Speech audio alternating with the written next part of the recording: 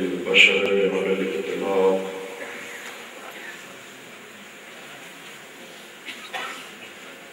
محمد المبعوث لتميم مكارم الأخلاق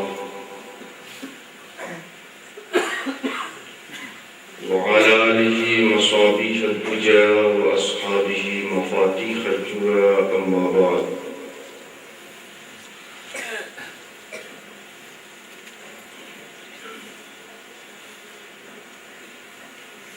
قد قال الله تبارك وتعالى في القرآن العظيم والفرقان الحميد أعوذ بالله من الشيطان الرجيم بسم الله الرحمن الرحيم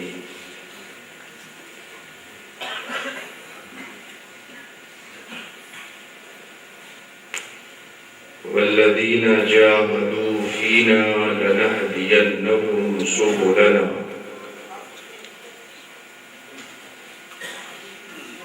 صدق الله العلي العظيم وبلغنا رسوله النبي الأمين الكريم ونحن على ذلك لمن الشاهدين والشاكرين والحمد لله رب العالمين.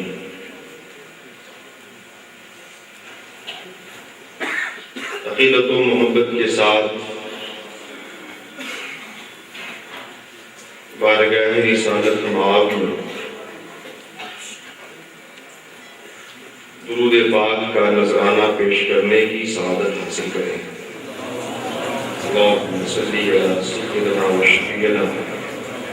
مولانا محمد بارک وسلم صلاۃ و سلام علیک وعلی آلک واصحابک یا رسول اللہ صلی اللہ تعالی علیہ وسلم.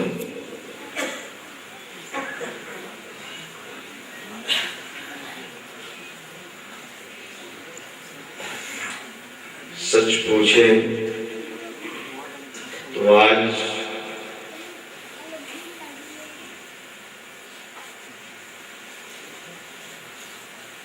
کا یہ موقع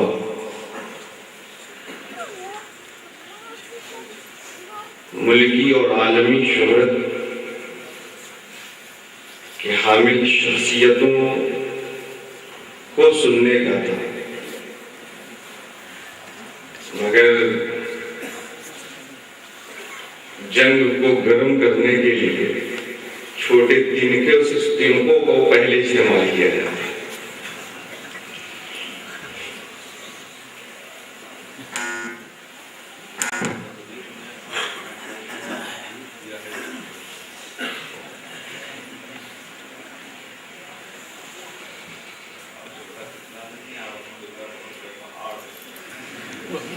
اللہ تبارک و تعالیٰ نے ان نیک بندوں کے صدقے تو خیر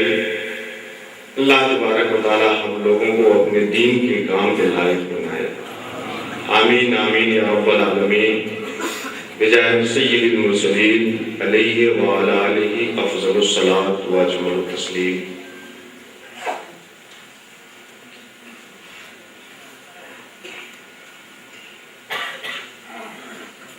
یہ ہمارا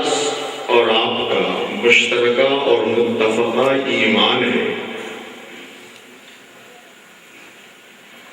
کہ والعالم بجمیع اجزائہ محدث، کہ یہ عالم کیا ہے؟ ما سوى اللہ تعالی، اللہ تبارک و تعالی کے علاوہ جتنی بھی چیز ہے.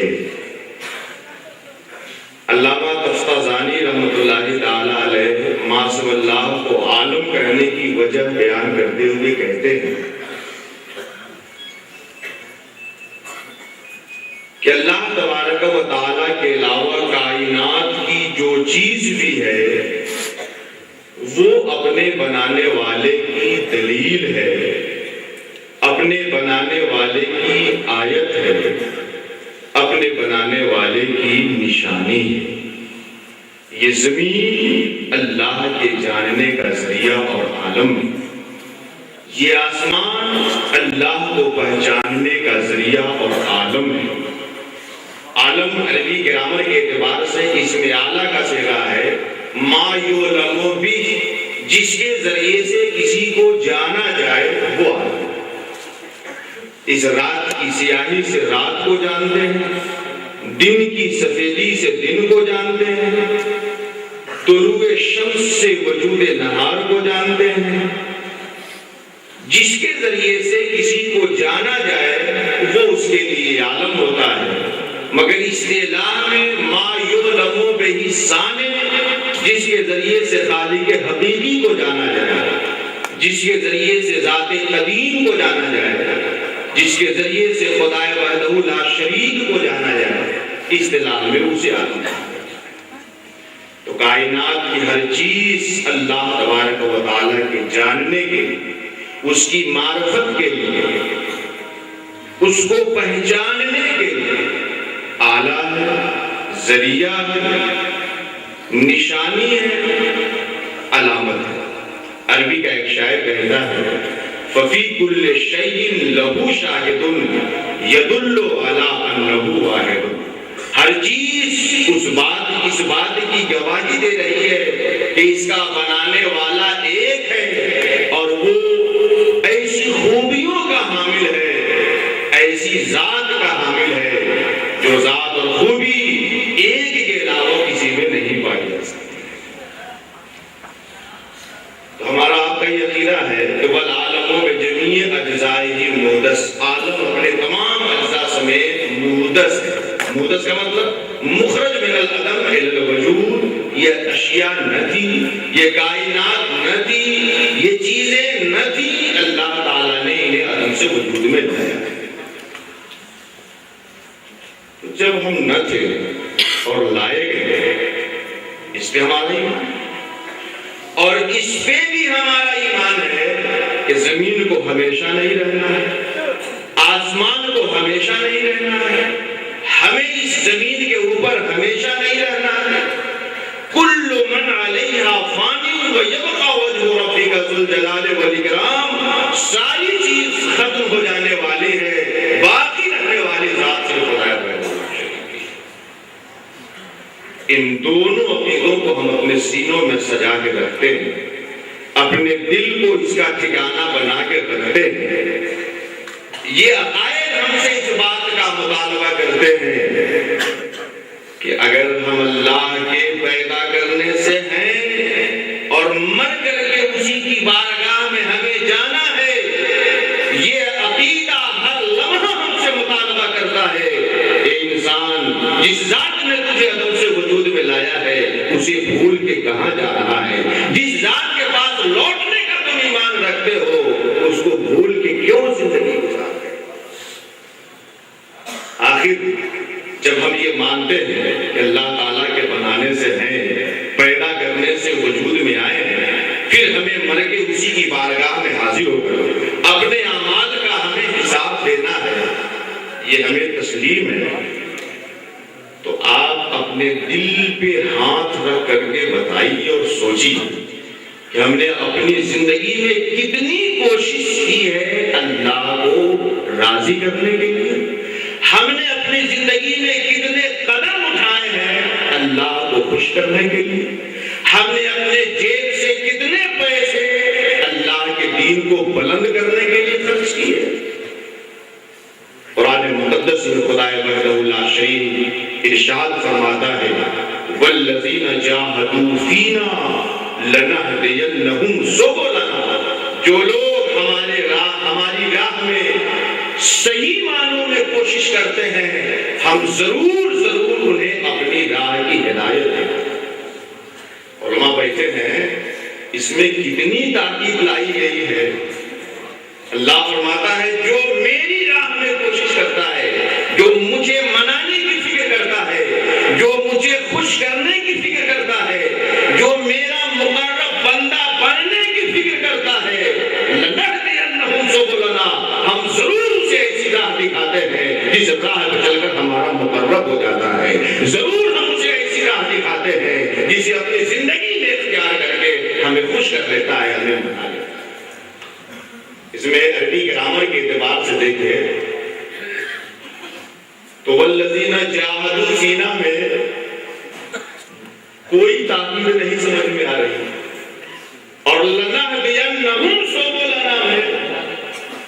سب سے پہلی تاکید لام، اس کے بعد میں صرف لام تاکید کے لیے اکتفا نہیں ہے، لام تاکید کے بعد آخر میں نون تاکید کا بھی استعمال، اور نون تاکید میں بھی نون خفیفہ کا استعمال نہیں، نون ثقیلہ جو تاکید میں تاکید کا افادہ کرے اس نون کا استعمال کرتے ہوئے رب نے فرمایا لنہدینہم سبلنا۔ اور جب بھوک لگے انسان کو تو ہم کھانے سے محروم نہیں کرتے، جب انسان پیاس کا متلاشی ہو تو پانی سے محروم نہیں کرتے، جب انسان دھوپ کا متلاشی ہو تو اس سردی کے موسم میں دھوپ سے محروم نہیں کرتے، جب انسان دنیا کی چیز مانگ رہا ہو تو دنیا سے محروم نہیں کرتے، جب وہ مجھ سے مجید مانگ رہا ہو تو کیسے محروم کریں گے؟ لنہدینہم سبلنا، ضرور ہم اسے اپنی